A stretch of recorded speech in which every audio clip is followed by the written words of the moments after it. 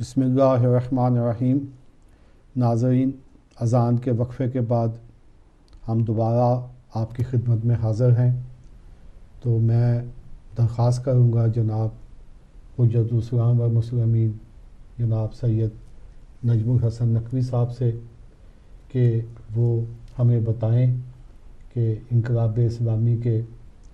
عالمی دنیا پہ، خاص طور پہ اسلامی دنیا پہ جو اثرات مرتب ہوئے ہیں اس کا تھوڑا سا۔ میں بسم اللہ الرحمن الرحیم، بہت شکریہ۔ وہ قبلہ نے جو پس منظر بیان کیا ہے، میں اس میں ایک نقطے کا اضافہ کرنا چاہ رہا ہوں جی۔ ایران جو ہے وہ ایرانی قوم بحیثیت قوم سرکار دو عالم صلی اللہ علیہ وسلم کے ظہور کے بعد ایرانیوں کا جو ایک تاریخی رول ہے اس قوم کا، وہ یہ ہے کہ شروع ہی سے یہاں پہ حضرت سلمان فارسی کی ایک بڑی شخصیت بھی بہرحال اس حوالے سے قابل توجہ ہے۔ وہ یہ ہے کہ یہ سارے کے سارے لوگ اسلام کے محب تھے، اہل بیت علیہم السلام کے عاشق تھے، اور اس کی ایک بنیادی دلیل یہ ہے کہ بنی امیہ اور بنو عباس نے جو خصوصاً بنو عباس نے اپنی حکومت کے قیام کے لیے اہل بیت کا جو نام ایکسپلائٹ کیا، استعمال کیا، تو ایرانیوں کی بہت زیادہ قربانیاں ہیں۔ اچھا، اس کے بعد پھر یہ ہے کہ یہ خطہ ایسا ہے کہ یعنی خصوصاً کہا جا سکتا ہے امام زین العابدین اور امام محمد باقر علیہ السلام کے زمانے ہی میں یہاں پہ ایک علمی حوزہ، یعنی ایک علمی مرکز جو ہے وہ قائم ہوا، اور یہ دو نقطے بڑے اہم ہیں اس انقلاب کے پس منظر میں، کہ ایک ایرانیوں کا عشق اہل بیت بالکل ثابت ہے تاریخی طور پہ، دوسرا یہ ہے کہ یہاں پہ حوزہ جو ہے تقریباً گزشتہ 1200 سال سے قائم ہے۔ اس حوزے کے تسلسل میں ہم دیکھتے ہیں کہ امام خمینی کا جو اب انقلاب ہے، عشق اہل بیت بنیادی طور پہ ایک بڑا عامل ہے، اور دوسرا خود اجتہاد ہے۔ وہ اس اعتبار سے اب یہ انقلاب ظاہر ہے کہ دنیا میں جتنے بھی انقلابات آئے ہیں، الجزائر میں آیا، فرانس میں آیا، فلاں جگہ پہ آیا، ظلم و ستم تو ہر جگہ پہ ہوا ہے، اور ظلم و ستم کے مقابلے میں ایک نئی تبدیلی آئی۔ اچھا، ایران میں جو آنے والی تبدیلی ہے، اس تبدیلی کو ایک علمی تبدیلی سمجھنا بہت ضروری ہے۔ وہ یہ ہے کہ امام خمینی رضوان اللہ تعالیٰ علیہ نے دنیا کے سامنے جو ولایت فقیہ کا ایک فلسفہ پیش کیا، بنیادی طور پہ لیڈرشپ کا، گورنمنٹ کا ایک نیا کانسیپٹ تھا جو اسلامی تاریخ کے اندر ایسا بالکل اپنی جگہ پہ یونیک تھا۔ یعنی گویا اس کو یوں کہا جا سکتا ہے کہ حضرت امام خمینی رضوان اللہ تعالیٰ علیہ نے پوری دنیا کے نظاموں کے مقابلے میں اہل بیت علیہم السلام کی دی ہوئی تعلیمات کی روشنی میں ایک نیا اسلامی نظام دنیا کے اندر قائم کیا، جو ابھی تک الحمدللہ پائیدار ہے، اور وہ نظام پوری دنیا میں سینہ تان کے اور پوری دنیا میں یہ اس قوت کے ساتھ نافذ ہے کہ اہل بیت کی تعلیمات ہیں جو دنیا کی تمام تر مشکلات کا حل ہیں۔ یہی وجہ ہے کہ دنیا کے تمام تر مخالفتوں کے باوجود آج دن بدن ہم دیکھتے ہیں کہ وہ انقلاب طاقت سے طاقتور ہوتا جا رہا ہے، اور دنیا کی تمام تر سازشوں کا مقابلہ کرتے ہوئے جو ہے وہ اپنے پاؤں پہ کھڑا ہے۔ یہ لہٰذا اس بات کو سمجھنا بہت ضروری ہے۔ اب ہم دیکھتے ہیں کہ آپ کے اس سوال کی روشنی میں امام خمینی رضوان اللہ تعالیٰ علیہ کی سحر انگیز شخصیت اور وہ بنیادی عوامل جن عوامل کی وجہ سے یہ انقلاب کامیاب ہوا، اس میں ایک بڑا عامل لیڈرشپ کا رول ہے۔ امام خمینی کی جو سحر انگیز شخصیت تھی، اس کی وجہ سے اور خود ان کے میسج میں جو آفاقیت تھی، بالکل جیسے قبلہ نے بھی اشارہ کیا، یہ تسلسل ہے امام خمینی کا انقلاب نبی اکرم صلوات اللہ السلام علیہ کی اس انقلابی تحریک کا جو آپ نے جس کا آغاز فرمایا، اور اہل بیت علیہ السلام نے اسی میسج کو آگے پہنچا۔ اب امام خمینی جب آتے ہیں دنیا کے اندر، تو وہ بات دنیا کے مظلوموں کی حمایت کرتے ہیں، وہ دنیا کے پسے ہوئے انسانوں کی داد رسی کی بات کرتے ہیں، وہ دنیا کے اندر وہ ظلم مظلوم جو جس شکل میں بھی ہو، یہ اس میسج میں اتنی آفاقیت تھی کہ اس میسج کو نہ فقط غیر مسلم اقوام نے بہت اس کو قبول کیا، اپریشیٹ کیا، لیکن ساتھ ہی ساتھ جو ایک بات ہوئی وہ یہ تھی کہ وہ مسلمان جو دنیا کے ان نظاموں کے حوالے سے جہاں پہ دنیا میں کیپٹلزم اور سوشلزم کی دھاک بیٹھی ہوئی تھی اور لوگ مرعوب تھے، اور مسلمان حتیٰ مسلمان علماء بھی یہ لکھ رہے تھے اس زمانے کے اندر کہ سوشلزم تو جناب اسلام ہی ہے، سوشلزم بیسیکلی تو وہ اسلام ہی کی تھیوری ہے۔ نہیں، اب یہ اسلام کے ساتھ جو ٹاکیاں اور چیپیاں لگنا شروع ہو گئیں دوسرے نظاموں کی، خمینی نے آ کے بتایا نہیں، اسلام کو کسی اور تھیوری کی ضرورت نہیں ہے، اپنے وجود کے اندر ایک کامل نظام ہے،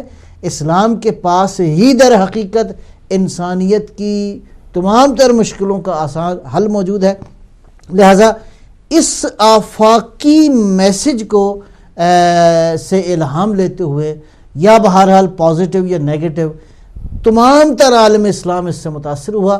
اور عالم اسلام کی جتنی لیڈرشپ تھی اس سب نے اس انقلاب کو بھی اپریشیٹ کیا۔ کم از کم اس پہلی دہائی کے اندر لوگ واقعی اس انقلاب کو انہوں نے ایک اسلامی انقلاب تصور کیا، اور اسی انقلاب کے نتیجے میں ہم دیکھتے ہیں کہ پورے عالم اسلام کے اندر ایک بیداری آئی، اور خصوصاً یہ بیداری جو ہے اگر آپ دیکھیں تو پاکستان چونکہ قریب تھا ایک خطہ، وہاں پہ اس کے اثرات بہت زیادہ پازیٹیو ہوئے۔ اس کے علاوہ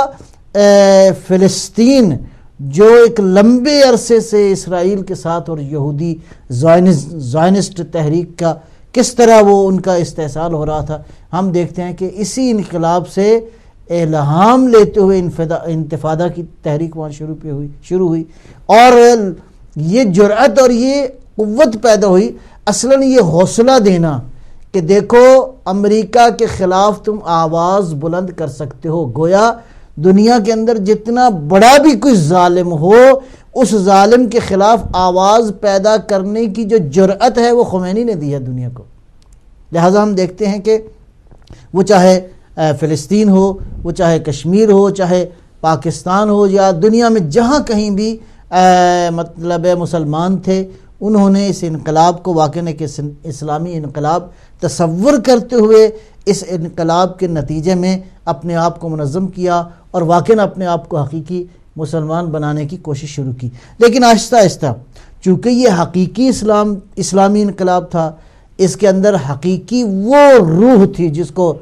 نبوی روح کہہ سکتے ہیں، علوی روح کہہ سکتے ہیں، اس انقلاب کے اندر در حقیقت وہی اہل بیت ہی کی زحمتوں کے حوالے سے ایک میسج تھا پوری انسانیت کے نام۔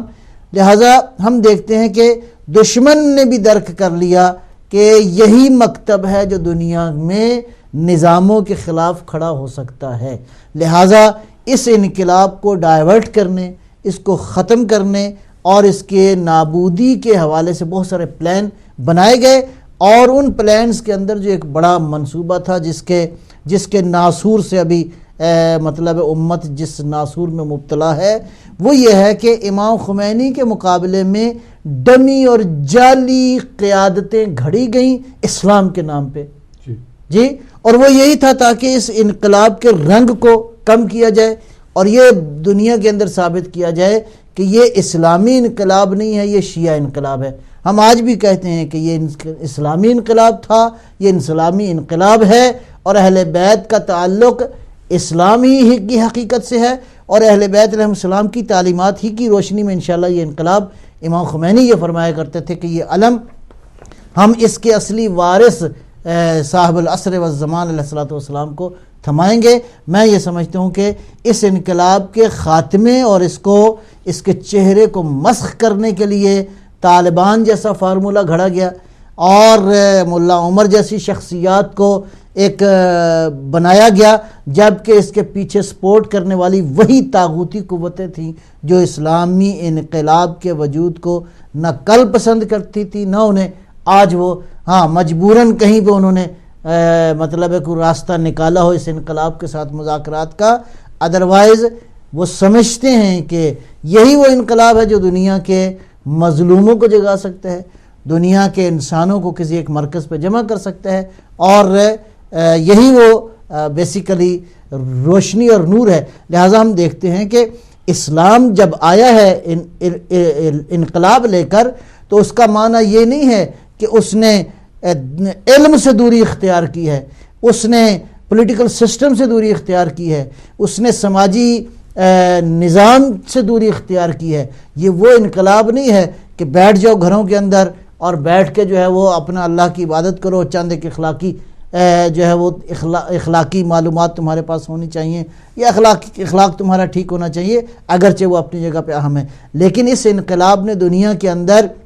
نہ فقط میدان سیاست میں تبدیلی پیدا کی، نہ فقط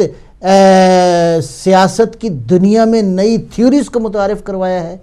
بلکہ اسی انقلاب نے دنیا کے اقتصادی نظاموں کو بھی چیلنج کیا ہے اور نئی اقتصادی تھیوریز بھی اور پریکٹیکلی بھی ثابت کرنے کی کوشش کی ہے۔ لہٰذا یہ انقلاب ہمہ جہت انقلاب ہے، نہ فقط انسانوں کے فکر اور افکار میں انقلاب آیا ہے، بلکہ سماج اور سول سوسائٹی کے اندر جو بنیادی تبدیلیاں آئی ہیں، ہر جہت سے اس انقلاب نے اس کے اندر ایک نورانیت، ایک روشنی، ایک بنیادی اصول دیے ہیں۔ ضرورت اس امر کی ہے کہ دیانتداری کے ساتھ بغیر کسی کیا کہتے ہیں تعصب کی اینک اتار کر اس انقلاب کی حقیقت کو سمجھا جائے، اور اس انقلاب کے ان حقیقی اصولوں کو جو حضرت امام خمینی رضوان اللہ تعالیٰ علیہ کی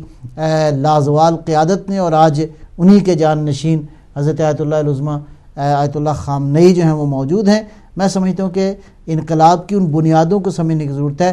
جن کی بنیاد پر پورا کا پورا عالم اسلام جو ہے وہ واقعاً ایک مرکز پہ آ سکتا ہے۔ میں عرض کروں کہ انقلاب اسلامی کی کامیابی سے پہلے بعض مفکرین یہ سمجھتے تھے کہ جو دین ہے اور مذہب ہے یہ افیون کا کام کرتا ہے، یعنی لوگوں میں سستی ڈال دینا، ڈرپوک سا بنا دینا، اور دنیا میں رہتے ہوئے دنیا کو سنوارنے کی بات نہیں ہے اس میں۔ لیکن الحمدللہ انقلاب اسلامی ایران نے اس نظریے کو غلط ثابت کر دیا اور بتا دیا کہ دین جو ہے وہ انسانیت کے لیے قوہ متحرکہ ہے، اور سب نظریوں کو باطل کر دیا۔ اور یہ جو انقلاب اسلامی ہے اس میں جیسا کہ قبلہ محترم نے بڑے اچھے انداز میں اور تفصیل سے بتایا ہے کہ اس کا نعرہ یہی تھا، لا شرقیہ ولا غربیہ، اسلامیہ جمہوریہ۔ چونکہ انقلاب اسلامی سے پہلے دنیا دو بلاکوں میں تقسیم تھی، ایک تو یہی کیپٹلزم اور سرمایہ داری نظام، اور ایک وہ روس والے جو کمیونزم اور سوشلزم، اور لیکن ان دونوں کو ایک طرف کرتے ہوئے امام خمینی نے فرمایا کہ نہیں، تیسرا نظریہ بھی ہے، وہ لا شرقیہ ولا غربیہ، اسلامیہ جمہوریہ۔ اسلام کا اپنا ایک نظام ہے، اپنا اقتصادی نظام، اپنا تعلیمی نظام، اور گویا کہ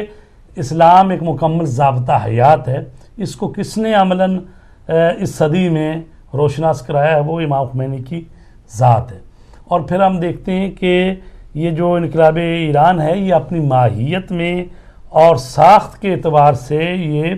طاغوت دشمن ہے، استکبار کا دشمن ہے، اس لیے کہ جو اللہ تبارک تعالیٰ کے بتائے ہوئے اصولوں پر اور رسول پاک کی سنت پر چلے گا تو پھر تو وہ طاغوت کا دشمن ہوگا اور اللہ اور اس کے رسول کی اطاعت میں ہوگا۔ جیسے کہ آپ جانتے ہیں کہ جب امام خمینی رحمۃ اللہ علیہ تہران تشریف لائے تو سب سے پہلے آپ نے کہا کہ میں بہشت زہرا میں جانا چاہتا ہوں، شہداء کا جو قبرستان ہے، تو سب سے پہلے آپ وہاں پہ پہلا خطاب آپ کا وہیں پہ ہوا۔ تو وہاں پہ یہ تھا کہ جو موجودہ اسٹیبلشمنٹ تھی اس وقت کی، انہوں نے شاہ کا جو سب سے اچھا محل تھا تو وہ تیار کیا ہوا تھا کہ وہاں پہ امام کی رہائش جو ہے، تو وہ جب امام کو معلوم ہوا تو آپ نے کہا کہ نہیں، میں اپنے اسی آبائی مکان میں جو میرا خاندانی۔ جی میں اس میں عرض کروں کہ جب امام خمینی نے اعلان کر دیا